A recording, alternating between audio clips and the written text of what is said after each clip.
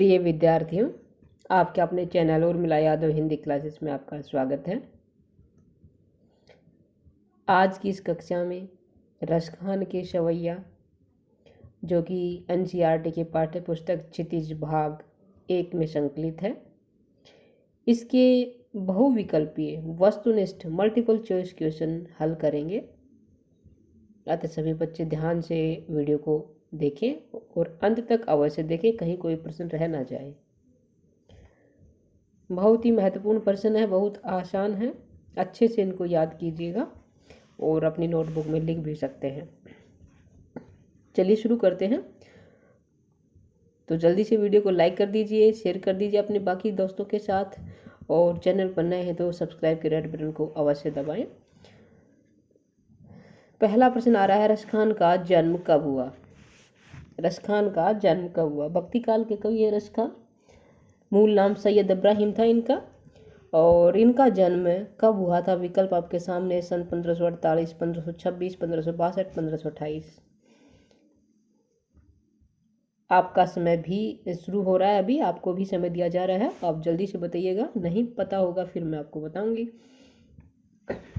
कब हुआ था। कमेंट बॉक्स में लिखिए रसखान का जन्म कब हुआ। 1548 में। पहला विकल्प सही है, 1548 में जन्म हुआ था रसखान जी का। मूल नाम सैयद इब्राहिम था। दूसरा प्रश्न आ रहा है, रसखान किस भगवान की आराधना करते थे? उनके आराध्य देव कौन थे? किस भगवान को पूजते थे? किस भगवान की उपासना करते थे रसखान? राम, कृष्ण, शिव, हनुमान। किसकी आराधना करते थे? कृष्ण की आराधना करते थे। उनके आराध्य देव, उपासक देव कौन थे? कृष्ण भगवान थे। अगला प्रश्न आपकी स्क्रीन पे ये रहा, रसखान की कविता का मूल भाव क्या है? भक्ति, श्रृंगार, वीरता, आडंबर का विरोध। उनकी जो कविताएं हैं उनका मूल भाव क्या है ये बताना है। भक्ति है, श्रृंगार है, वीरता है, या आडंबर का विरोध करना है? क्या है? भक्ति। भगवान के प्रति भक्ति भावना व्यक्त की है उनकी कविताओं के जरिए, अपनी कविताओं के जरिए उन्होंने। उनकी कविता का मूल भाव क्या है? भक्ति है। रसखान ब्रज में ही क्यों बसना चाहते हैं? ब्रज क्षेत्र में बसना चाहते हैं, उनकी इच्छा है ये, क्यों? विकल्प है, ब्रज की सुंदरता होने प्रिय है, कृष्ण की लीला स्थली है, ब्रज क्षेत्र में उनका जन्म हुआ था इस कारण ब्रज में बसना चाहते हैं, या फिर ब्रज एक महत्वपूर्ण स्थान है इस कारण बसना चाहते हैं। क्यों बसना चाहते हैं? चारों में से कौन सा सही विकल्प होगा? उनकी इच्छा है कि ब्रज में बसना, लेकिन क्यों? क्योंकि ब्रज है वो श्री कृष्ण की लीला स्थली है, इसलिए वो वहां पे बसना चाहते हैं। ठीक है, क्या होगा? कृष्ण की लीला स्थली। अगला प्रश्न है, रसखान के अनुसार लकुटी और कमरिया पर क्या न्यौछावर किया जा सकता है? लकुटी यानी कि लकड़ी, ठीक है, और कमरिया कमली यानी कि कंबल के ऊपर क्या न्यौछावर किया जा सकता है उनके सवैया के अनुसार? तीनों लोगों का राज्य, या फिर स्वर्ण महल, या अपना तन मन धन, या फिर अपनी मातृभूमि। क्या न्यौछावर किया जा सकता है? क्या होगा? तीनों लोगों का राज्य। तीनों लोगों का राज्य, जो श्री कृष्ण की लकुटी यानी कि लकड़ी है और उनकी जो कमली है उस पर न्यौछावर किया जा सकता है। अब आप कहोगे कि श्री कृष्ण लकुटी यानी कि लकड़ी और कमलिया कब धारण करते थे? जब संदीपनी ऋषि के आश्रम में शिक्षा ग्रहण कर रहे थे, तो जो शिक्षार्थी थे, विद्यार्थी थे, वो अपने हाथ में एक लकड़ी रखते थे और उनके जो कंधे पर क्या कंबल होता था, कमली होती थी, उसी के विषय में ये बताया गया है। अगला प्रश्न है, रसखान अपनी आंखों से क्या देखना चाहते थे? अपने प्रिय को, कृष्ण को, ब्रज के बाग बगीचे, तगाड़, या अपनी जन्मभूमि को? अपनी आंखों से क्या देखना चाहते थे उक्त सवैया के अनुसार? क्या देखना चाहते थे? ब्रज क्षेत्र के बाग बगीचे और तगाड़। अब तगाड़ क्या होता है? बाग का तुम्हें पता है, तगाड़ बगीचे का पता है, तगाड़ तगाड़ होता है तालाब। ठीक है, क्या होगा? तालाब। तो वहां के बाग बगीचे और तालाब को अपनी आंखों से देखना चाहते थे। सखी के कहने पर गोपी क्या क्या स्वांग धारण करती है? स्वांग यानी कि नाटक, रूप धारण करना। क्या करती है वो? चार विकल्प है। श्री कृष्ण के जैसे कपड़े पहनती है, या फिर सर पर मोर पंखा धारण करती है, या फिर गले में गुंज की माला पहनती है, या फिर सभी करती है। क्या करती है? मोर पंखा यानी कि मोर का पंख, ठीक है। तो क्या करती है? सभी कार्य करती हो। श्री कृष्ण के जैसे जैसे श्री कृष्ण कपड़े पहनता है वैसे ही कपड़े पहन लेती है गोपी, और अपने सिर पर क्या मोर का पंख धारण कर लेती है, गले में गुंज की माला पहन लेती है। तो क्या हो जाएगा? सभी कार्य करती है। अगला है, गोपियां मुरली को अपने हदरों पर क्यों नहीं लगाना चाहती? हदर क्या होता है? हदर हदर होता है होठ। श्री कृष्ण की जो मुरली है जो उनके होठों से लगी रहती थी, गोपियां उस मुरली को अपने हदरों पर लगाना नहीं चाहती। क्यों? उन्हें मुरली बजाना नहीं आता, या फिर वो मुरली को अपनी सोच समझती हैं, या फिर मुरली उन्हें अच्छी नहीं लगती, या फिर मुरली उनसे बजती नहीं। क्या होगा?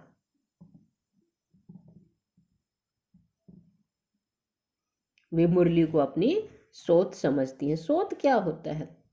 पति की दूसरी पत्नी यानी कि सह पत्नी क्या कहलाती है? सोत कहलाती है। अगला प्रश्न है, गोपियों से क्या नहीं संभाला जाता? श्री कृष्ण की मधुर मुस्कान, या सुख सुविधा, या धन संपत्ति, या फिर स्वर्ण। क्या नहीं संभाला जाता उनसे?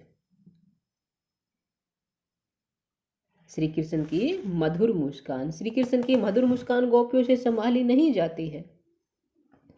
ब्रिज की कांटेदार झाड़ियों पर क्या न्यौछावर किया जा सकता है? सोने चांदी के महल, या धन संपत्ति, या परिवार, या घर बार। जो कांटेदार झाड़ियां ब्रज क्षेत्र की, उन पर न्यौछावर किया जा सकता है। क्या? सोने चांदी के महल, बड़े बड़े प्रासाद हैं। प्रासाद होता है महल, और एक होता है प्रसाद, वो होता है भगवान का प्रसाद, ठीक है। और प्रासाद क्या होगा? महल। तो बड़े बड़े जो प्रासाद है, सोने चांदी के महल है, उनको वहाँ की ब्रज क्षेत्र की झाड़ियों पर न्यौछावर किया जा सकता है। पक्षी बनने पर रसखान अपना बसेरा कहाँ करना चाहते हैं? कहाँ निवास करना चाहते हैं? कहाँ रहना चाहते हैं? वो पक्षी बने तो गंगा के किनारे कदम की डाल पर, या नदी के किनारे, या पेड़ पर, या गोवर्धन पर्वत पर।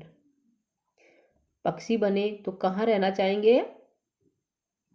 गंगा के किनारे कदम की डाल पर। कदम वृक्ष का नाम है, उसकी डाल पर, उसकी शाखा पे अपना निवास करना चाहेंगे अगर वो पक्षी बनते हैं तो। अगला प्रश्न है, सिद्धियों की संख्या कितनी मानी गई है? 7, 8, 9, 10। सिद्धि कितनी सिद्धि है? 8 सिद्धि है। कितनी है? 8 सिद्धि होती है। 8 नवग्रह 8 सिद्धियां होती हैं। गोपियां मुरली से ईर्ष्या क्यों करती हैं? ईर्ष्या करती हैं, लेकिन क्यों करती हैं? मुरली केवल श्री कृष्ण की ही बात मानती है। मुरली उन्हें चिढ़ाती है। क्या मुरली उन्हें चिढ़ाती थी, या फिर मुरली उन्हें अच्छी नहीं लगती थी, या मुरली उनसे बजती नहीं थी? ईर्ष्या करती थी। क्यों? क्योंकि मुरली केवल श्री कृष्ण की बात मानती है, और श्री कृष्ण उसको हमेशा अपने पास रखते हैं, अपने से दूर नहीं करते, इसलिए गोपियां मुरली से ईर्ष्या करती हैं। या मुरलीधर की अदरहान धरी अदरहन धरोगी, इस पंक्ति में गोपियों के किस मनोभाव का पता चलती है? इस पंक्ति का अर्थ है कि जो मुरलीधर की जो ये मुरली है, इसको हम अपने हथेलियों पर धारण नहीं करेंगे, यानी कि होठों से नहीं लगाएंगे। इसके पीछे गोपियों का क्या मनोभाव है, क्या पता चलता है? मुरली के प्रति सोतिया डाह है, या मुरली के प्रति ईर्ष्या है, या मुरली के प्रति स्तुता है, या फिर सभी है? क्या बताओगे? सभी है। क्या होगा? सभी है। मुरली के प्रति सोतिया ढा भी है, वो ईर्ष्या भी करती है, उसके प्रति स्तुता भी है, ठीक है। अगला प्रश्न आता है, रसखान अगले जन्म में पशु बनकर कहाँ निवास करना चाहते? पक्षी बने तो कदम के डाल पे गंगा के यमुना के किनारे रहना चाहेंगे, और यदि पशु बने तो कहाँ रहना चाहेंगे? मथुरा में, बनारस में, गोकुल में, या फिर वृंदावन में? पशु बने तो कहाँ रहना चाहेंगे? गोकुल में। रसखान किस पर्वत का पत्थर बनना चाहते हैं? ये तो सभी को पता है, विंध्याचल, हिमालय, गोवर्धन, अरावली। भगवान श्री कृष्ण ने कौन सा पर्वत धारण किया था अपनी चिटली उंगली पर? अपनी जो सबसे छोटी उंगली है उस पे अपना गोवर्धन पर्वत धारण किया था। कौन सा किया था? गोवर्धन पर्वत। तो गोवर्धन पर्वत बनना चाहेंगे रसखान यदि पर्वत बनते हैं तो। श्री कृष्ण मुरली कहाँ बजाया करते थे? गंगा के तट पर, सरस्वती के तट पर, यमुना के तट पर, गोदावरी के तट पर। सभी नदियों के नाम है, कौन सी नदी के किनारे पर मुरली बजाते थे? यमुना नदी के तट पर। कौन सी नदी के तट पर बजाते थे? यमुना नदी के तट पर। अगला प्रश्न है, मुरलीधर किसे कहा गया है? मुरलीधर, मुरलीधर का अर्थ था मुरली को धारण करने वाला। अब कौन धारण करते थे? जाहिर सी बात है कृष्ण धारण करते थे, कृष्ण की मुरली थी, तो क्या हो जाएगा? कृष्ण। मुरलीधर कृष्ण को कहा गया है। श्री कृष्ण ने अपने सिर पर किसका मुकुट धारण कर रखा है? सोने का, चांदी का, मोर पंखा या हीरो का? श्री कृष्ण किसका मुकुट पहनते थे? मोर पंख का। रसखान की काव्य भाषा क्या है? ब्रज, अवधी, हिंदी, संस्कृत? किस भाषा में उन्होंने रचना की है? ब्रज भाषा में। कौन सी भाषा में रचना की है? ब्रज भाषा में। उनकी काव्य भाषा है ब्रज। अगला प्रश्न है, कालिंदी किसको कहा गया है? कालिंदी, यमुना को, राधा को, यशोदा को या देवकी को? कालिंदी किसको कहा गया है? यमुना नदी को कालिंदी यमुना को कहते हैं। मंझारन का क्या अर्थ है? बीच में, महलों में, मध्य में, वृंदावन में? मंझारन बीच में। क्या होगा? बीच में। किसी को बीच में छोड़ देना वो मंझारन होता है। टेरी का क्या अर्थ है? ठिकाना, टटोला, पुकारना, टहलाना? टेरी, देखिए आप कहते हो ना कि क्यों टेरी लगा रखी है, यानी कि क्यों बार बार किसी को पुकार रहे हो, तो टेरी का क्या अर्थ होता है? पुकारना। ठीक है, उम्मीद करती हूँ सभी प्रश्न आपको अच्छे से समझ में आ गए होंगे और वीडियो आपको अच्छी लगी होगी, अंत तक अवश्य देखी होगी और लाइक भी किया होगा, शेयर किया होगा।